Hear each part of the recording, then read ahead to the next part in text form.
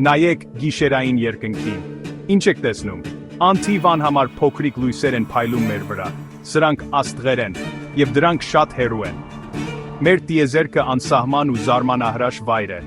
Այն լի է գաղտնիքներով ու աներևակայելի գեղեցկությամբ։ Մենք հետազոտողներ ենք մի մեծ տիեզերական օվկիանոսում։ Մենք դեռ նոր ենք սկսում քարտեզագրել դրա ափերը։ Բացահայտումների այս ճամփորդությունը բոլորիս համար է։ Տիեզերքը մեզ հրավիրում է հասկանալու իր գաղտնիքները։ Եկեք միասին սկսենք այս մեծ արկածը։ Գիշերային երկնքում մեր տեսած լույսերի մեծ մասը աստղեր են։ Դրանք երևում են որպես լույսի փոքրիկ կետիկներ մութ կտավի վրա։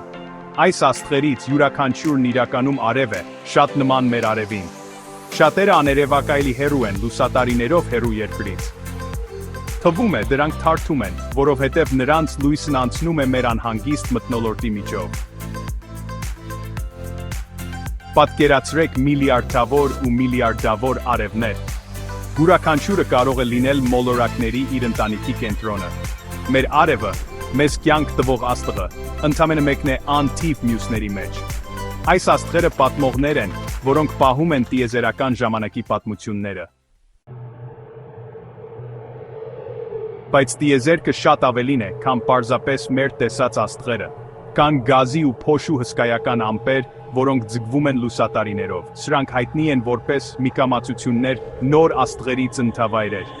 Այս աստղային մանկապարտեզներում ձգողականությունը դանդաղ իրար է քաշում, նյութը նոր արևներ ձևավորելու համար։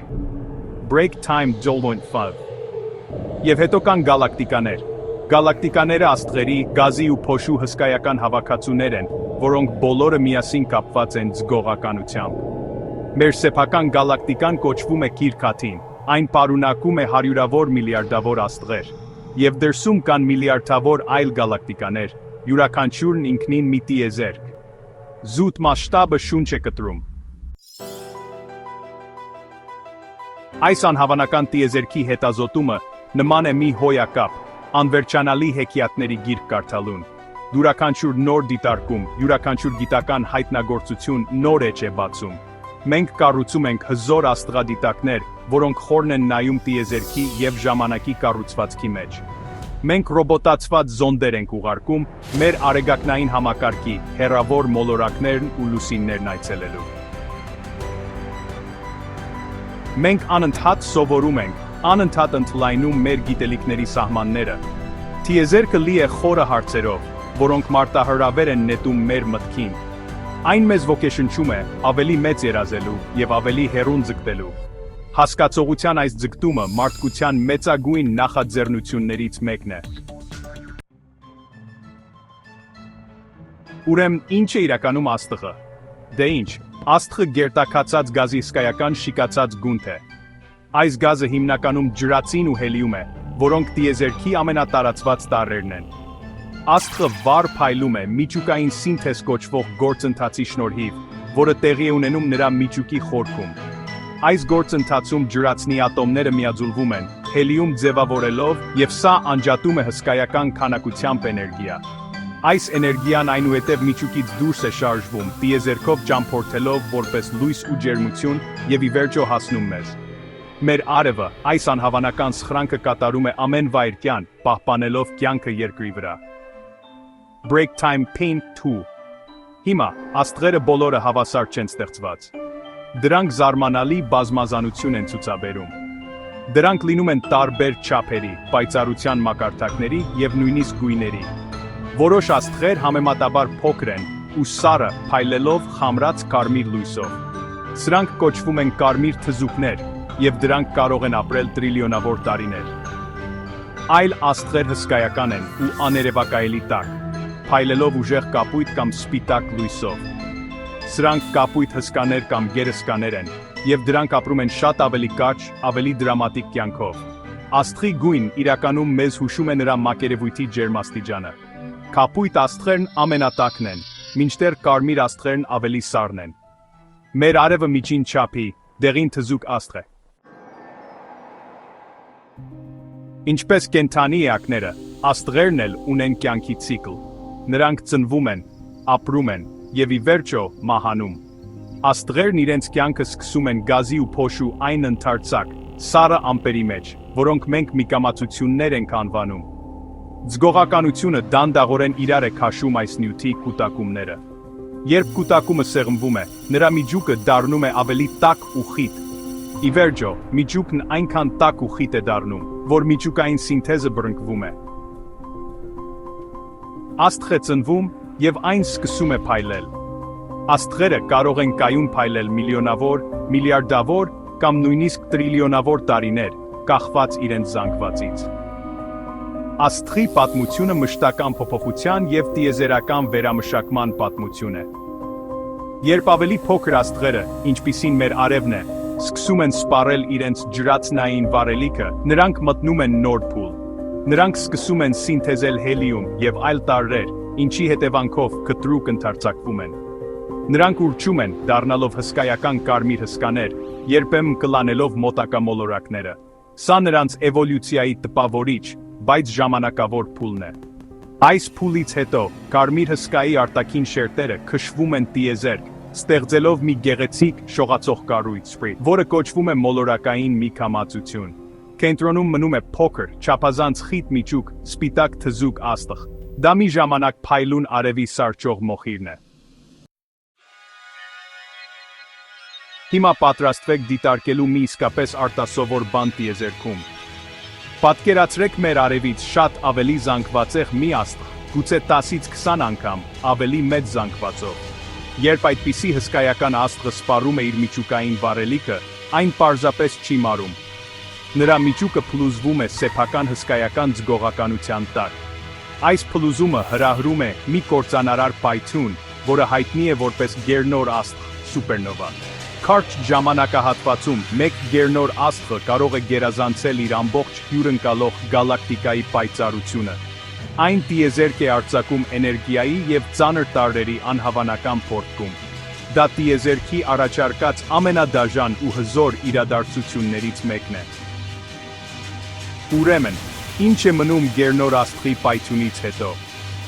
Եթե սկզբնական աստղը բավականաչափ զանգվածեղ էր, նրա միջուկը շարունակում է փլուզվել։ Այն այնքան աներևակայելի է սեղմվում, որ պրոտոններն ու էլեկտրոնները ստիպված միանում են, նեյտրոններ ձևավորելով, ինչի արդյունքում ստեղծվում է նեյտրոնային աստղ։ Պատկերացրեք մեր արևի ամբողջ զանգվածը, կամ նույնիսկ ավելին, տրորված մի գնդի մեջ, որը մոտավորապես քաղաքի չափ է։ Նեյտրոնային աստղից մի թեյի գդալ նյութ երկրի վրա կքշրեր միլիարդավոր տոննաներ։ Այս օբյեկտներն անհավատալիորեն խիտ են։ Դրանք հաճախ շատ արագ են պտտվում։ Որոշները վայրկյանում հարյուրավոր անգամներ, արձակելով ճառագայթման փնջեր։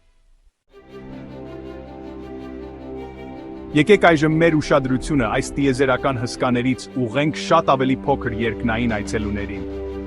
Երբևէ տեսել եք ընկնող աստղ, որը սահում է գիշերային երկնքով։ Գույսի այդ հանկարծակի, պայծառ փայլատակումը գեղեցիկ տեսարան է։ Սակայն, դա իրականում երկնքից ընկնող աստղ չէ։ Դա ասուպ է։ Ասուպները քարի կամ մետաղական փոշու փոքր կտորներ են, հաճախ ոչ ավելի մեծ, քան ավազահատիկը կամ մանրաքարը։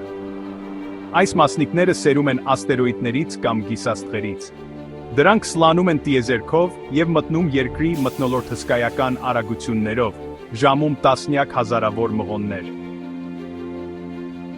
Երբ այս տիեզերական մասնիկները, որոնք տիեզերքում կոչվում են ասուպնամարմիններ, մետեորիտներ, հանդիպում են մեր մթնոլորտին, նրանք ուժեղ շփման են ենթարկվում։ Այս շփումը ստիպում է նրանց արագ տաքանալ և գոլորշիանալ։ Գերտաքացած օդի և գոլորշիացած նյութի շիկացած հետքն այն է, ինչ մենք տեսնում ենք որպես ասուպ կամ ընկնող աստղ։ Ասուպների մեծ մասն ամբողջությամբ այրվում է գետնից բարձր։ Սակայն, եթե մի կտոր բավականաչափ մեծ է, որպեսզի դիմանա իր հրեղեն անցմանը և հարվածի երկրի մակերեսին, այն կոչվում է երկնաքար, մետեորիտ։ Գիտնականները մեծ եռանդով ուսումնասիրում են երկնաքարերը։ Դրանք տիեզերքից անվճար նմուշների պես են, արժեքավոր տեղեկություններ տալով վաղ արեգակնային համակարգի մասին։ Եկեք վերադառնանք մեր արևի զանգվածին մոտ աստղերի վերջին փուլերին։ Մենք նախկինում նշել ենք սպիտակ թզուկների մասին։ Սրանք այն խիտ մնացորդներն են, որոնք մնում են այն բանից հետո, երբ այդպիսի աստղը սպառում է իր միջուկային վառելիքը։ Երբ աստղն անցնում է իր կարմիր հսկայի փուլը, այն դեն է նետում իր արտաքին գազային շերտերը։ Այս շերտերն ընդարձակվում են դեպի դուրս, ձևավորելով մոլորակային միգամածություն։ Մնացած տաք, խիտ միջուկը սպիտակ թզուկն է։ Սկզբում սպիտակ թզուկը չափազանց տաք է, վառ փայլելով իր պահեստավորված ջերմային էներգիայի շնորհիվ, բայց այն այլևս նոր էներգիա չի արտադրում սինթեզի միջոցով։ Այսպիսով, այն սկսում է սառչելու շատ երկար, դանդաղ գործընթաց։ Միլիարդավոր տարիների ընթացքում սպիտակ թզուկը աստիճանաբար կճառագայթի իր մնացած ջերմությունը։ Այն դանդաղ կխամրի, դառնալով ավելի թույլ ու սառը։ Ի վերջո, հսկայական ժամանակահատվածից հետո, որը շատ ավելի երկար է, քան տիեզերքի ներկայիս տարիքը, տեսականորեն ենթադրվում է, որ այն կդառնա սառը, մութ օբյեկտ։ Այս ենթադրական վերջին փուլը կոչվում է սև թզուկ։ Սպիտակ թզուկները աներևակայելի խիտ օբյեկտներ են, թեև ոչ այնքան խիտ, որքան նեյտրոնային աստղերը։ Սովորական սպիտակ թզուկը կարող է պարունակել մեր արևի զանգվածը, սեղմված մոտավորապես երկրի չափ ծավալի մեջ։